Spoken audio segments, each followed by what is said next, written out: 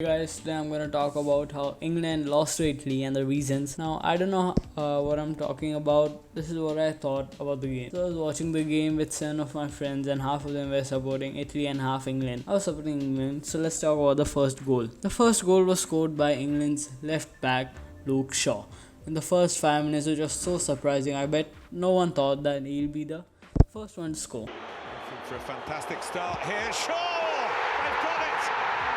Alright, let's talk about the goal. The goal was fantastic. Trippier got the ball, dribbled through the midfield and gave a wonderful cross to Shaw. And Shaw was in the right position and the shot was... Oh, Maro. Now after that goal, me and my friends who were supporting England started slapping our dicks on the table and started screaming, "It's come, you know." And my friends who were supporting Italy couldn't really say anything because it was a good cross, good shot and it was all fair. So that took a little bit fun out of that. On a side note, my friends and I were talking about whether Sterling will take a dive or not. Half of them were hoping that he wouldn't take a dive, and if he did, he would be sent off. And they were talking about it will be unfair and all. But the other half that was supporting England were hoping that he'll dive and finish the referee somehow and get us a penalty. I couldn't care less if he would have dove, got a penalty. I would have been fucking gassed, but it didn't happen. Sadly, he couldn't pull off this marvelous plan. The second half, let's talk about the second half. After the first goal, nothing much happened really. The ball was just going from one side of the field to another while each team taking some shots. Me and my friends were just talking, and then the half ended. Then the best part of watching football started. Ads. The second half started and 15 minutes went by, and then ball went out for a corner against England. They took the corner and then Just in low, flick on. And it's forced in the end from very close. Yep, and me and my friends were supporting England were all bummed, and my friends who were supporting Italy were fucking gassed. So that was all the goals that were scored in the game, and I don't get why Southgate went with such an ass plan. Just score a goal and sit back on your asses and just don't attack, just defend, and that puts just a whole lot of pressure on the England squad. But anyway, let's move away from that. And then a savior came onto the pitch, but sadly he wasn't able to do a lot for England. Yep, let's move on. I feel bad for Casey. He played, sorry if I'm pronouncing his name wrong. He played so well. He was quick on his feet and dribbled well, but he got injured. So yeah, feel bad for him. Let's get back to the video. Alright, let's talk about the substitutions. So these are the substitutions, and mainly I want to talk about these substitutions: Rashford, Sancho and Saka. By the way, huge respect to Saka. The man is 19 and will beat our asses at football.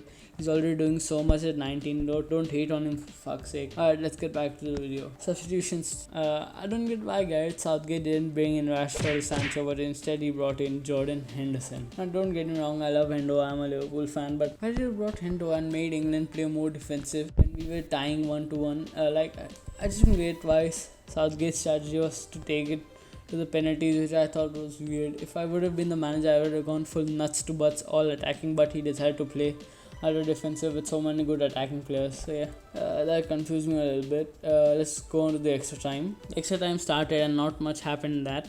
The extra time ended. Now let's go to the penalties. So it went to the penalties and everyone's heart was pounding in Wembley in England and in the Discord call we were sitting in. Eddie took the first penalty and the penalty was taken by Domenico Berardi, and he did this. Powerful left foot.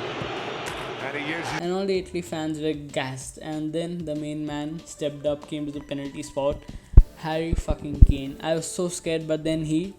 Here goes Harry Kane. And the power. Yep, did a madness.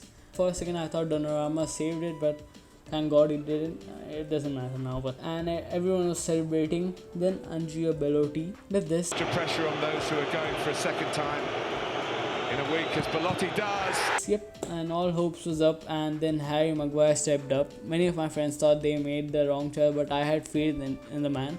And then he did the madness. Does that to put England into the lead. God. By then I was sure that, ladies and gentlemen, it's coming home. But then Bonucci stepped up and ripped that thought and put it back into my body. Here goes Bonucci, a little shuffle and Forgot to tell this. Gareth Southgate brought in Rashford and Sancho only for the penalties. Like literally, he brought them in the 118th minute. I don't get why he did that, but okay. But let's get back to the penalties. Rashford stepped up, and I was sure that he'll definitely bag the penalty. He shot the ball, and for a second I was gassed because Donnarumma dove the wrong way. But then this happened. Rashford is ready. A stutter. Yep. I'll talk about Rashford and Sancho and Saka later. Back to the video. Then Federico took the penalty and he Bernardeschi. Yep, did this, and I lost all the hope. Next, then Sancho steps up and he does this. So I lost all the hope. Then Jorginho stepped up and missed. In the modern game for Italy. Yep. And I gained some amount of hope. Then Saka stepped up, which was weird for me. Should have let Luke Shaw take the pen or Grealish or Sterling, but okay. Alright, everyone was looking up to Saka because if he had scored the penalty, England would have been in the Euros and gotten a little more chance. Or if he would have missed the penalty, England would have lost the Europe, and this was the closest they have come to win the trophy in years. So Saka takes the run and 18-year-old. And now Italy win.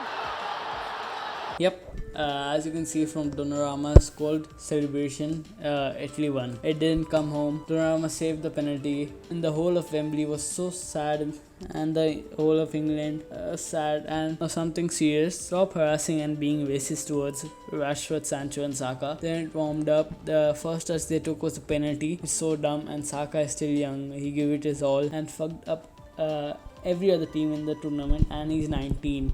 And how is this not a red card, by the way? That's it for the video. Thanks for watching. Bye.